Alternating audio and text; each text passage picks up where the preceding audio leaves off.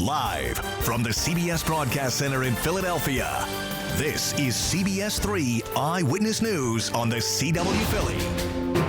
It's the first contest in the 2020 election.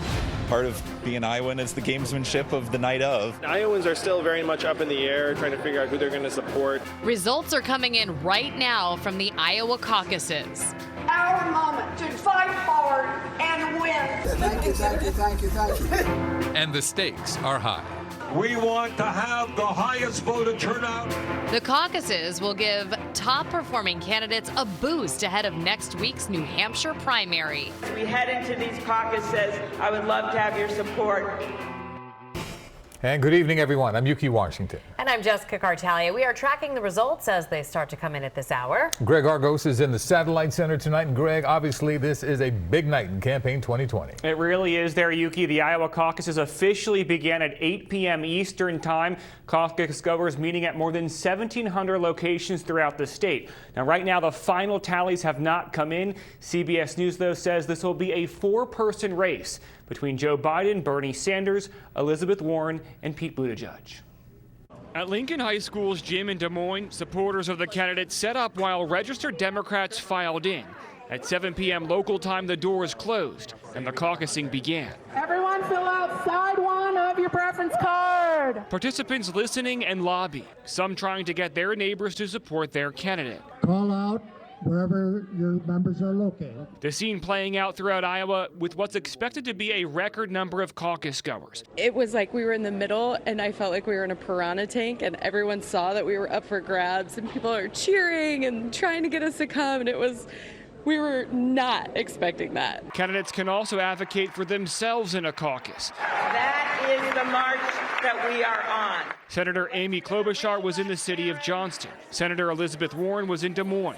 The senators missing out on campaigning opportunities while serving as jurors in President Trump's impeachment trial. We went back and forth to Washington a number of times, and I felt it was really important to be there. CBS News entrance polling finds the most important issue for caucus goers is health care.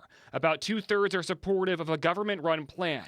More than 60% say they want someone who can beat President Trump. And about a third of them are attending a caucus for the first time ever. And also for the first time, Iowans can caucus in more than 90 satellite locations outside of the state, including some overseas. One of those locations is at the University of Pennsylvania. Now, the final results there and from Iowa expected to start coming in by 11 o'clock tonight Eastern time. I'm live in the Sat Center, Greg Argos, CBS 3 Eyewitness News. Greg, thanks so much.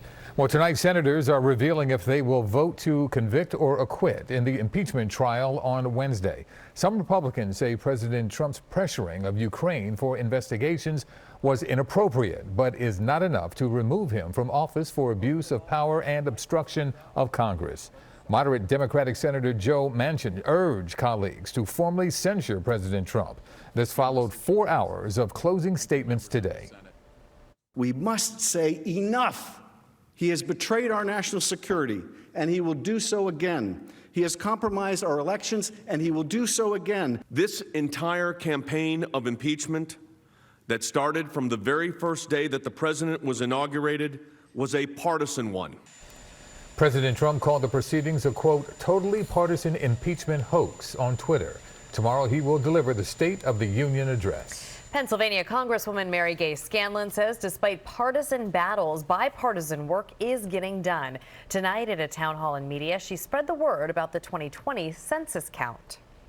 Billions of dollars of federal funding comes through the census. So for every person we don't count here, we lose $2,000 a year.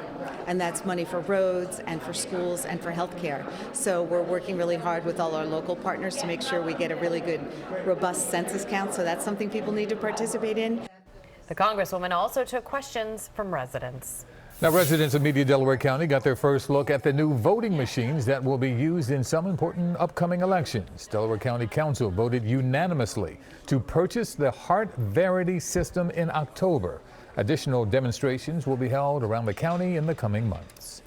Vice President Mike Pence will be in Philadelphia this week. He'll speak at St. Francis de Sales School in West Philadelphia on Wednesday to recognize School Choice Week. He'll then travel to Harrisburg for a campaign event. The death toll is climbing from the coronavirus outbreak. At least 425 people have now died from the virus in China. Health officials also confirmed today there are now more than 20,000 cases there as the virus sweeps through the country. Health experts predict the coronavirus will be an ongoing epidemic.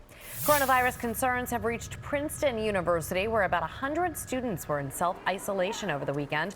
They returned from mainland China in the last 2 weeks. According to the school, fewer than 20 students are still quarantined, and those numbers are expected to decline as those students are monitored.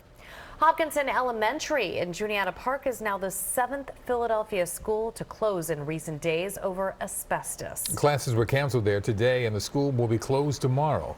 Now, we've learned that the replacement of ceiling tiles last summer could have disturbed asbestos in classrooms. The school district has brought in environmental experts. We do want people to know that we're doing everything possible to address the situation. Whenever there is an imminent hazard that is discovered, we immediately contain those areas and keep them off limits to students and staff. Now, the district says the school's reopening on Wednesday is contingent on testing. If necessary, students will be sent to an alternate location for class. Service on the Market Frankford line is back to normal after a man's body was found on top of a train. It happened near the Girard station. Police are not saying how the body got on top of the train, but are hoping cameras in the area captured something. The search is on tonight for a group of suspects caught on camera armed with semi-automatic rifles. Kimberly Davis is live at 35th District Police on where this group was caught on camera and what they were doing. Kimberly?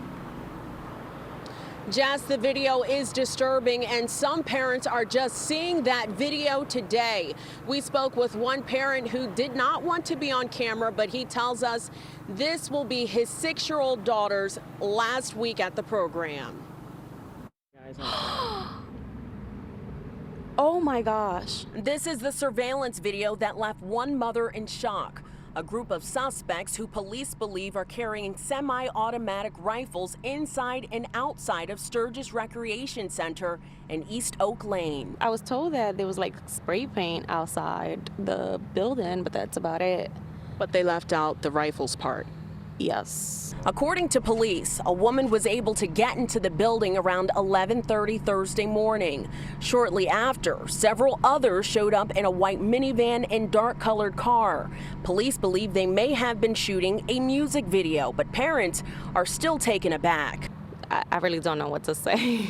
Wow, that's super scary. The group remained on the property for about 2 hours. They left right around the time the recreation center was scheduled to open. One parent who watched the video says her 2nd grader will continue to attend the after-school program. She's been going since kindergarten, so about 3 years. It's pretty safe here. So this incident, I don't know what happened, but everybody was pretty shooken up. Police say it's unclear if the semi-automatic weapons are real, and that's something they are hoping to get to the bottom of. They got cameras everywhere, so that's the good part. Police tell us some of that video was even shot on the playground with the weapons. Contact police if you have any information that could help.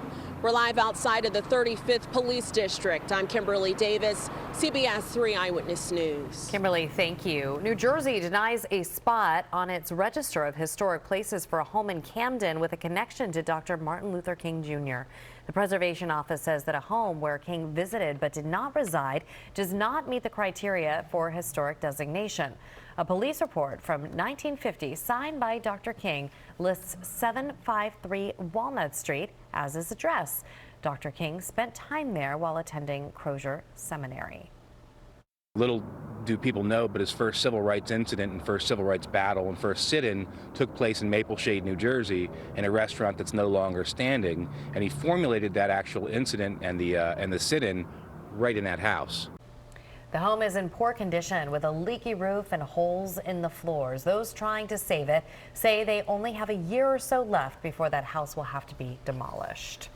Well, still to come on Eyewitness News, a disturbing discovery in Millville, New Jersey. A dog found dead in its cage. Police are releasing clues tonight in hopes of finding the person responsible. And Philadelphia police are commenting on the investigation into Gritty, what they're saying about assault allegations against the Flyers mascot. Kate? Well, it was a beautiful spring-like day today, and the rest of the forecast is very spring-like as well, but in a different way. It's turning a little rainy. I'll tell you when to expect showers and when some steady rain may fall. That's coming up in weather.